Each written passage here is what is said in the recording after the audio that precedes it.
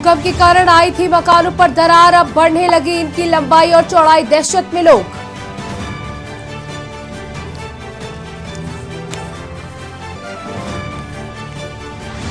भूधसाव पर भाजपा का केंद्रीय नेतृत्व भी चिंतित, मुख्यमंत्री समेत अन्य नेताओं ने से ली जानकारी।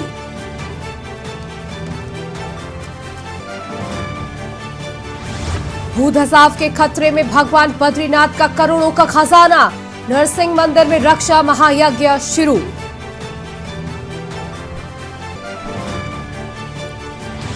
कड़ाके की ठंड को देखते हुए बदला स्कूलों का समय, मसूरी में -4 डिग्री सेल्सियस पर पारा।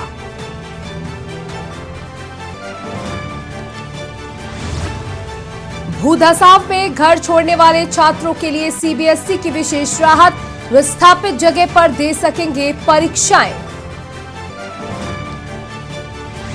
जोशीमठ का अध्ययन कर लौटे वैज्ञानिकों का दावा, भूधसाव में आएगी कमी, मिलेगी राहत। आप देख रहे हैं के न्यूज, खबरों का सारथी। नमस्कार, आपका स्वागत है खबर उत्तराखंड में, जहां मैं हूं आपके साथ सौम्या मिश्रा। सबसे पहले बात करते हैं लक्सर की, जहां लक्सर पुलिस के निशाने पर माफियाओं को लेकर छापेमारी चल रही है। वहीं डेरा कराल के घने जंगलों में पुलिस टीम ने छापेमारी की है। पुलिस टीम ने अवैध कच्ची शराब बनाने वाले 10,000 लीटर लहन को बरामद किया है। नशा मुक्त देवभूमि को लेकर पुलिस अब कड़े कदम उठा रही है। आपको बता दें कि हाई टेक्नोलॉजी का सहारा ले रही है। वहीं पुलिस ड्रोन से खंगाल रही है माफियाओं के अड्डे।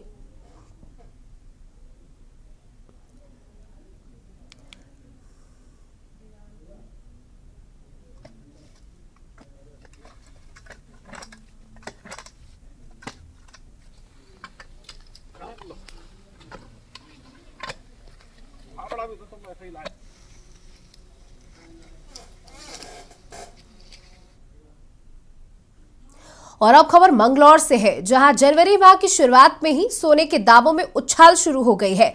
साल के दूसरे हफ्ते तक सोने के भाव ने पिछले 2 साल का रिकॉर्ड तोड़ने के करीब है। इस समय सोने का भाव 78,000 रुपए प्रति 10 ग्राम के आसपास पहुंच गया है।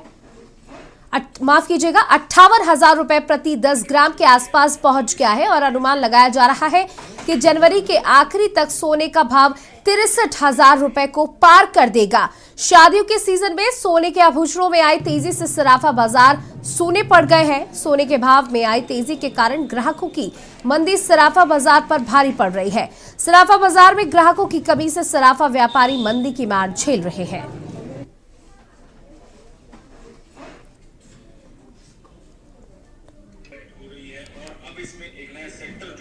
जो हैं आसमान छू रहे हैं, यहाँ तक कि गृहस्थी चलाना भी बड़ा मुश्किल हो गया है। बजट बिगड़ा हुआ है।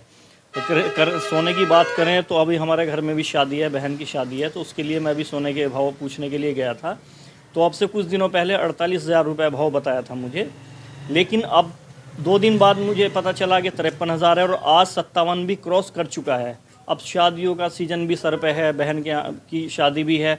अब ऐसे हम सोच रहे हैं कि किस तरह इसका मैनेज करें, किस तरह नहीं। जी क्या करें? मैं ये कहना चाहूँगा कि पिछले 15 दिनों का अगर हम ट्रेंड देखें, पिछले 15 दिनों में सोने पे लगभग 4,000 रुपये तोला बढ़ चुके हैं। और इसका ये इफेक्ट हुआ हमारी मार्केट पे कि पहले एक तो ग्राहक नहीं था, और अब जो है, जबकि ये जो है शादियों का सीज़न है, लेकिन इसके बावजूद भी ग्राहक देखने को नहीं मिल रहा है। और जो हमारे जो विशेषज्ञ हैं उनका ये कहना है कि सोना अनुमानित है कि इस महीने के अंत तक 60,000 रुपये तोला जा सकता है। लगातार हम उत्तराखंड की खबरों पर बात करेंगे, लेकिन इसी बीच बड़ी खबर जयपुर से आ रही है। आपको बता दें, 2 दिवसीय चिंतन शिविर में शामिल होंगे सीएम गहलोत ने मीडिया से बातचीत करी है, जहां हमने जो भी चुनाव घोषणा पत्र पे कहा वह पूरा करके दिखाया। सीएम अशोक गहलोत ने कहा उसका 76% कार्य पूरा हो चुका है, कुछ पर करना बाकी है। 2 दिवसीय चिंतन शिविर में शामिल हुए सीएम अशोक गहलोत। सीएम गहलोत ने मीडिया से बातचीत में कहा कि हमने जितने भी दावे किए थे चुनाव से पहले, अभी तक उसमें 76% तक हम काम कर चुके हैं और जो काम शेष है उस पर लगातार हमारी नजर बनी हुई है। आपको बता दें कि अशोक गहलोत ने 2 दिवसीय चिंतन शिविर में शामिल होते हुए कई बड़ी बातें कही। उन्होंने कहा कि जो भी हमने दावे किए थे, जो भी हमने वादे किए थे चुनाव से पहले, घोषणा पत्र जो हमारा आया था उसमें हमने 76% काम करके दिखा दिया है।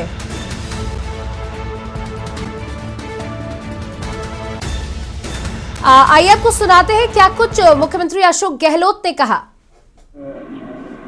4 साल ये उपलब्धि क्या है, जो वादे किए थे हम लोगों ने जन घोषणा पत्र के अंदर, और जो बजट पेश किए थे, तो एक ये भावना थी कि हम लोग एक बार रिव्यू करें कि हम कहाँ तक पहुँचे हैं, कहाँ हमने उपलब्धि हासिल की है, कहाँ कमी नहीं है। मुझे खुशी है कहते हुए कि अधिकांश मंत्रियों ने सबने अपनी अपनी परफॉर्मेंस दी है, मंत्रालय की भी, खुद की भी। मैं बहुत इम्प्रेस हुआ कि ये प्रयास किया गया कि जो बजट घोषणाएं थी वो कैसे पूरी हुई। किस प्रकार जन घोषणा पत्र का अधिकांश जो है हिस्सा वो कंप्लीट हो गया, तो ओवरऑल बहुत सेटिस्फैक्शन हम लोगों को। आज जो रह गए विभाग, उनको और बातचीत करेंगे। और अब खबर हल्द्वानी से है, जहां पटवारी भर्ती में पेपर लीक होने के बाद कांग्रेस ने अब एक बार फिर से सरकार को घेरने का काम शुरू किया है। हल्द्वानी में नेता प्रतिपक्ष यशपाल आर्या के नेतृत्व में कांग्रेस कार्यकर्ताओं ने मौन उपवास रखकर सरकार के खिलाफ जोरदार प्रदर्शन किया है। इस दौरान हल्द्वानी के बुद्ध पार्क में सैकड़ों कांग्रेस कार्यकर्ता व प्रतिभागी, परीक्षाओं में भाग लेने वाले युवा मौजूद रहे। सरकार के संरक्षण में भर्तियों में धांधली का आरोप लगाते हुए नेता प्रतिपक्ष यशपाल आर्या ने कहा कि पहले उत्तराखंड अधीनस्थ सेवा चयन आयोग की भर्तियां हो या फिर अब उत्तराखंड लोक सेवा आयोग, युवाओं के भविष्य के साथ खुलेआम खिलवाड़ हो रहा है। बेरोजगार के साथ खिलवाड़ बंद करो, बंद करो, बंद करो।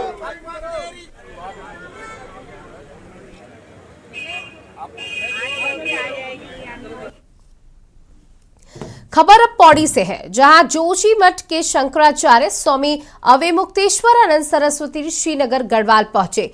उन्होंने बताया कि जोशीमठ को बचाने के लिए आध्यात्मिक तरीका भी अपनाया जा रहा है। आगामी 100 दिनों तक जोशीमठ में धार्मिक अनुष्ठान किए जाएंगे। वहीं उन्होंने कहा कि जोशीमठ आपदा में जिन प्रभावितों को शिफ्ट किया गया है, उन्हें उसी प्रभावित क्षेत्रों में ही शेल्टर होम में रखा गया है। ऐसे में अगर किसी दिन दुर्घटना हो जाती है तो उसकी चपेट में सभी आएंगे। ऐसे में सरकार को प्रभावितों को सुरक्षित स्थानों पर स्थानांतरित करना चाहिए। वहीं जोशीमठ के अलावा अन्य क्षेत्रों में भी बड़ी परियोजनाओं के कारण पड़ रही दरारों पर भी शंकराचार्य ने कहा कि अनियोजित विकास के कारण इस तरह के हालात उत्तराखंड में पैदा हो रहे हैं। जरूरत है कि विकास परियोजनाओं का आंकलन किया जाए, जिसके बाद उन्हें पहाड़ों में शुरू किया जाए।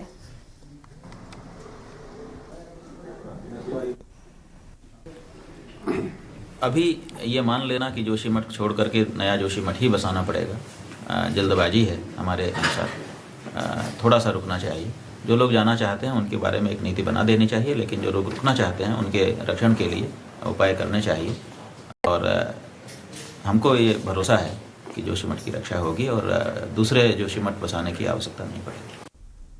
अब खबर रुड़की से है, जहां सड़क सुरक्षा सप्ताह के अंतर्गत यातायात कार्यालय रुड़की पर वाहन चालकों के लिए निःशुल्क नेत्र जांच शिविर लगाया गया, जिसमें सैकड़ों वाहन चालकों ने लाभ उठाया, जिसके चलते यातायात पुलिस के द्वारा नगर में आमजन को जागरूक करने के लिए विभिन्न अभियान चलाए जा रहे हैं, जिसमें पुलिस के द्वारा रैली निकालकर भी लोगों को जागरूक किया गया और अन्य माध्यमों से यातायात के नियमों की जानकारी दी जा रही है।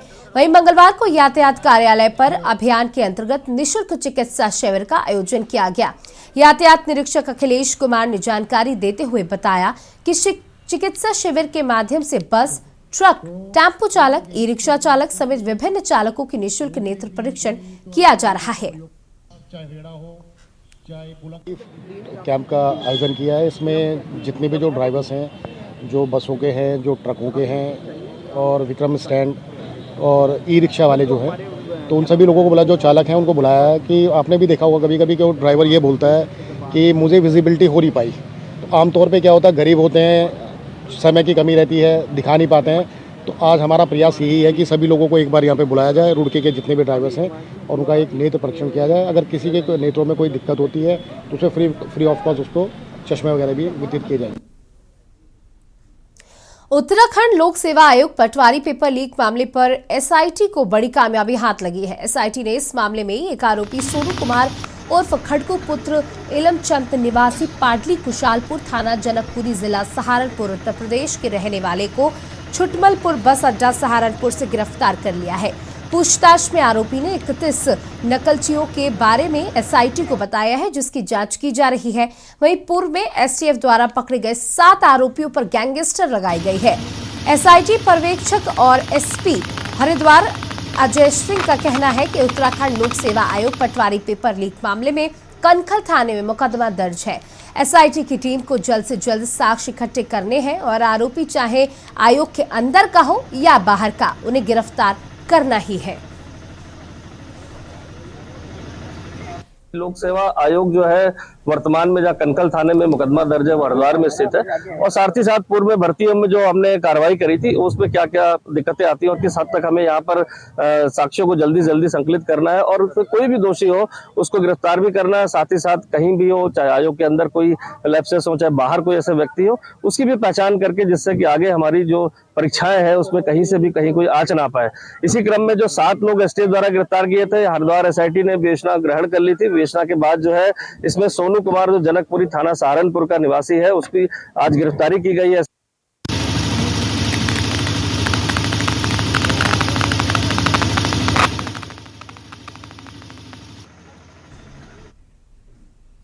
ऋषिकेश में सड़क सुरक्षा सप्ताह के जागरूकता कार्यक्रम संवाद का उत्तराखंड के पुलिस महानिदेशक अशोक कुमार का शुभारंभ किया। स्कूली छात्र छात्राओं ने नुक्कड़ नाटक के जरिए सड़कों पर हो रही सड़क दुर्घटनाओं को दर्शाते हुए नियमों का पालन करने की अपील की।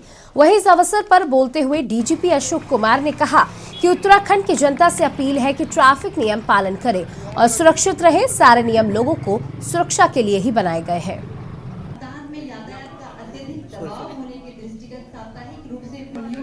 अस्पताल पहुंचाने में पुलिस बल का सहयोग प्रदान किया गया तथा दिनांक 14/4/2022 को इसमें सड़क सुरक्षा सप्ताह मनाया जा रहा है।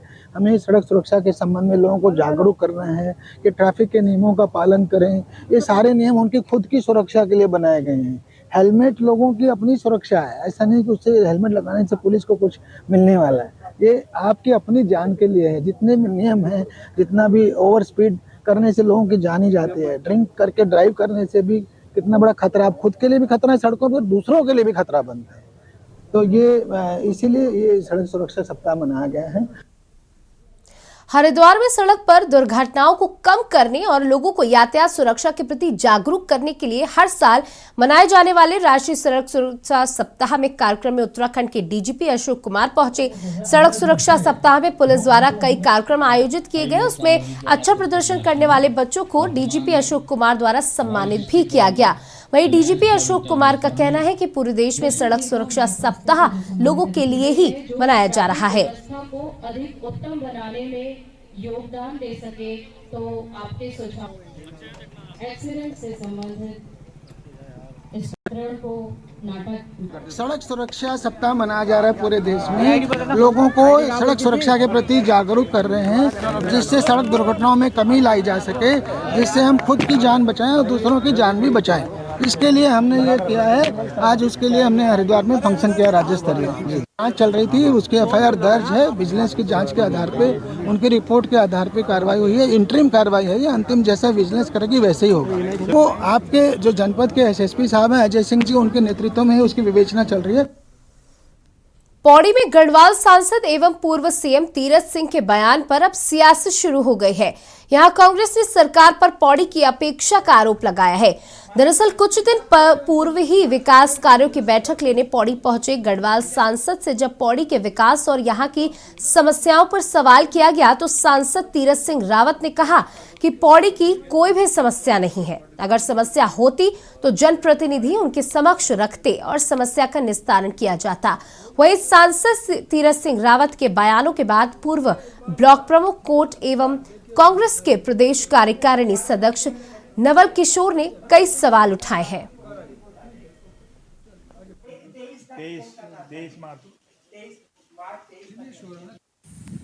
गढ़वाल सांसद तीरथ सिंह रावत जी के द्वारा एक बयान दिया गया जिसमें उनके द्वारा कहा गया है कि पौड़ी में कोई समस्याएं नहीं है। सांसद जी, मैं आपका ध्यान आकर्षित करना चाहूँगा कि पौड़ी में समस्याएं बहुत हैं, मगर जो ज्वलंत समस्या है वो है जिला अस्पताल पौड़ी, जिसको कि आपकी सरकार के द्वारा बर्बाद कर दिया गया है। पौड़ी अस्पताल की समस्याओं से आज पौड़ी का हर नागरिक परेशान है और जो आपने बयान दिया है उस बयान से ये झलकता है कि आप अपने क्षेत्र की समस्याओं के प्रति कितने गंभीर हैं। माननीय सांसद जी, मैं आपसे ये मांग करता हूं कि आप जिला अस्पताल की जो बदहाली हो रखी है, इस अस्पताल को निजी हाथों से हटाकर पुनः सरकार यहाँ पर अपनी व्यवस्थाएं दे। सरकार अच्छे डॉक्टर भेजे, अच्छे टेक्नीशियन भेजे, ताकि यहाँ की जनता को अच्छी स्वास्थ्य सुविधाएं मिल सके। और पौड़ी में बेहतर स्वास्थ्य सुविधाएं न मिल पाना यहाँ से पलायन का एक मुख्य कारण भी है। सांसद जी, मैं आपके संज्ञान में लाना चाहूंगा, समस्याएं बहुत हैं, मगर मैं एक मुख्य समस्या पर आपका ध्यान आकर्षित कर रहा हूं और मुझे आशा ही नहीं, उम्मीद है कि आप अपनी सरकार तक इस बात को पहुंचाएंगे। और यहाँ रुकते एक छोटे से ब्रेक के लिए। आप देख रहे हैं के न्यूज, खबरों का सारथी। ब्रेक के बाद आपका स्वागत है। उधम सिंह नगर के जसपुर सामुदायिक स्वास्थ्य केंद्र को क्षेत्रीय विधायक आदेश चौहान द्वारा विधायक निधि से मरीजों की सहूलियत के लिए कलर एक्सरे मशीन के तौर पर सौगात दी गई, जिसका विधायक द्वारा जसपुर स्वास्थ्य केंद्र पहुंचकर विद्युत उद्घाटन भी किया गया। वहीं आपको बता दें कि जसपुर सामुदायिक स्वास्थ्य केंद्र में मरीजों की बढ़ती तादाद को देखकर अस्पताल प्रशासन ने जसपुर के विधायक आदेश चौहान से एक कलर एक्सरे मशीन और उसके सेटअप की मांग की थी, जिस पर विधायक आदेश चौहान ने अपनी विधायक निधि से अस्पताल को उक्त सौगात देते हुए स्वास्थ्य केंद्र आने वाले मरीजों को सहूलियत प्रदान करते हुए इस दौरान मीडिया से बातचीत भी की और उन्होंने बताया कि अस्पताल को जिस चीज की जरूरत थी उसको हमने प्रदान कराया है।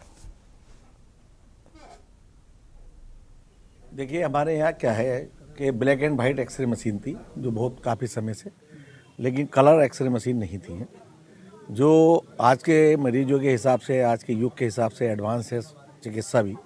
तो वो विधायक निधि के द्वारा मेरे पैसा दिया गया है और आज उसका विधिवत उद्घाटन हुआ है, क्योंकि बाज़ार भाव से आधे दाम पे क्योंकि अगर चिकित्सा मिल सके तो ये हमारा सबका प्रयास है। और हमारे जसपुर की जनता, क्योंकि ग्रामीण क्षेत्र से ज़्यादा परिवेश लोगों का यहाँ है, तो यहाँ की आय भी कम है लोगों से, तो सरकारी सुविधा मिलेगी तो उसका लाभ मिलेगा। इस चीज़ को देखते हुए ये चीज़, क्योंकि डॉक्टर साहब ने मांग की थी कि यहाँ कलर जो है अल्ट्रासाउंड मशीन होनी चाहिए, तो इसको मैंने दिया। श्रीनगर पुलिस ने 24 घंटे के अंदर चोर को गिरफ्तार कर लिया। दरअसल यहां श्रीनगर कोतवाली में गढ़वाल विश्वविद्यालय की प्रोफेसर ने एक तहरीर दी, जिसमें उन्होंने अपने घर में गहने चोरी होने की रिपोर्ट थाने में दर्ज कराई थी।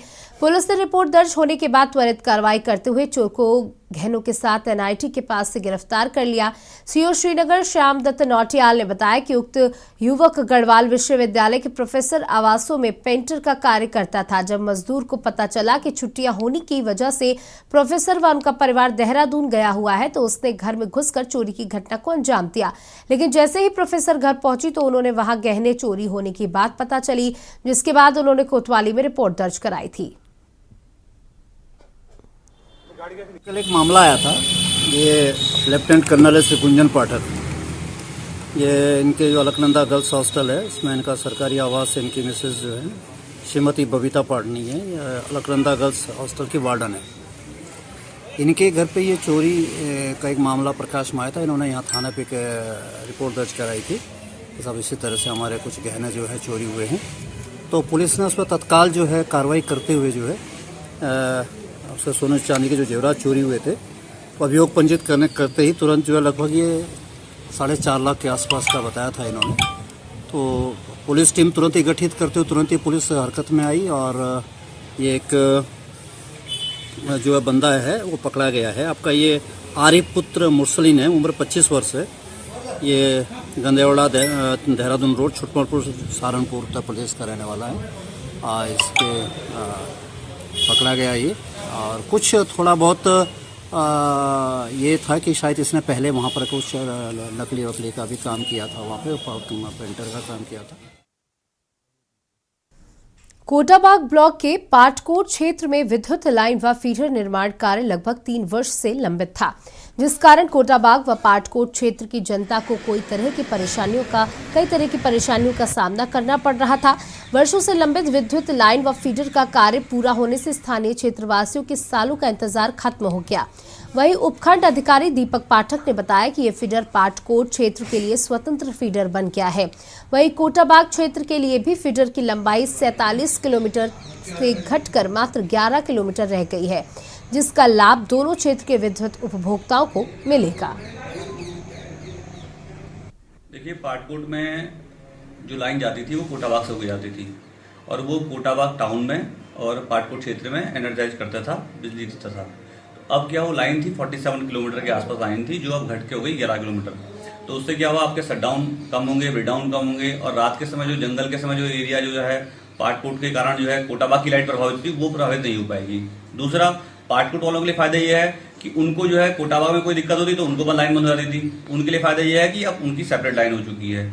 ये हमारा काम जो है विगत 3 साल से पेंडिंग पड़ा हुआ था, जो हमारा 30 मई 2022 को हमने स्टार्ट किया प्रशासन की मदद से और 31 जुलाई को हमारी लाइन एलएमटी कंप्लीट हो गई थी। अब वर्तमान में जो है पाटकोट के लिए सेपरेट फीडर हो गया है, उनकी जो है अपनी लाइन सेपरेट हो गई है और उनके शटडाउन, उनके ब्रेकडाउन, उसके लिए जो है सेपरेट हम शटडाउन और ब्रेकडाउन वहां से बिजली घर से दे सकते हैं। मंगलौर में जन कल्याण व लोक भावना के उद्देश्य से मंगलौर कस्बे में महामंडलेश्वर स्वामी मैत्री गिरी महाराज द्वारा भव्य कलश यात्रा निकाली जाएगी, जिसमें 13 अखाड़ों से साधु संत इस शोभा यात्रा में हिस्सा लेंगे। महामंडलेश्वर स्वामी मैत्री गिरी महाराज ने बताया कि भारतीय संस्कृति का उद्देश्य है कि विश्व कल्याण हो, जन कल्याण हो और इस माघ मास में आध्यात्मिक कार्य करने, भागवत कथा श्रवण के साथ अनुष्ठान व पूजन करने का बड़ा महत्व है, जिसके लिए साधु संत हमेशा से ही जन कल्याण के लिए अनुष्ठान करते रहते हैं। इसलिए मंगलौर कस्बे में आगामी 18 जनवरी से 26 जनवरी तक महाअनुष्ठान किया जाएगा, जिससे देश का, विश्व का कल्याण हो सके। इस अनुष्ठान में कई साधु संत का रेला मंगलौर की पावन धरती पर आयोग और कस्बे में विशाल 2001 मंगल कलश यात्रा के साथ निकाली जाएगी। शोभा यात्रा साथ ही कथाओं के साथ साधु संत का आशीर्वाद प्राप्त कर विश्व कल्याण होगा। उद्देश्य तो जैसा महाराज जी ने बताया अभी कि जन कल्याण के लिए, लोक कल्याण के लिए और लोक मंगल की भावना से जीव मात्र का कल्याण हो सके, उसके लिए ये आयोजन हो रहा है ताकि सभी का भला हो। क्योंकि हमारी भारतीय संस्कृति भी है और हमारा एक सूत्र भी है कि विश्व का कल्याण हो, तो सभी का कल्याण हो, इसीलिए हम लोग ये आयोजन करते हैं समय समय पर। सुंदर घोष लेकर के चलेंगे और सुंदर भगवा झंडी लेकर के नगर के बीच में चलेंगे, ताकि सब लोग उन संत महापुरुषों के दर्शन करें और उनके दर्शनों का लाभ उठाएं। जहाँ जहाँ संतों के चरण पड़े वो भूमि पवित्र रहे, ऐसी कृपा सब संतों की बनी रहे, ऐसा भाव है। और इसमें विशेष जैसी अपनी कुंभ में शाही यात्रा निकलती है, इसमें 10-12 रथ होंगे, जिन रथों पर हमारी पदाधिकारी संत होंगे, जो अखाड़े की सन्यासिनी अखाड़े की अध्यक्षा होंगी। उसमें खबर हरिद्वार से है, जहां उत्तराखंड लोक सेवा आयोग में पटवारी पेपर लीक मामले के बाद एसटीएफ द्वारा कार्रवाई करते हुए 7 आरोपियों को गिरफ्तार किया गया था। उनके पास एक केस भी बरामद किया हुआ है। इस मामले में शासन ने जांच के लिए एसआईटी का गठन किया था। छात्रों द्वारा उत्तराखंड लोक सेवा आयोग के बाहर विरोध प्रदर्शन किया गया। छात्रों के विरोध को देखते हुए मौके पर भारी संख्या में पुलिस बल भी तैनात रहा। छात्रों ने 22 तारीख को फॉरेस्ट गार्ड और 28 से 31 जनवरी तक होने वाली परीक्षा के पेपर जांच कराने के बाद परीक्षा कराए जाने की मांग की। इसको लेकर उनके द्वारा उत्तराखंड लोक सेवा आयोग के सचिव को ज्ञापन भी सौंपा गया।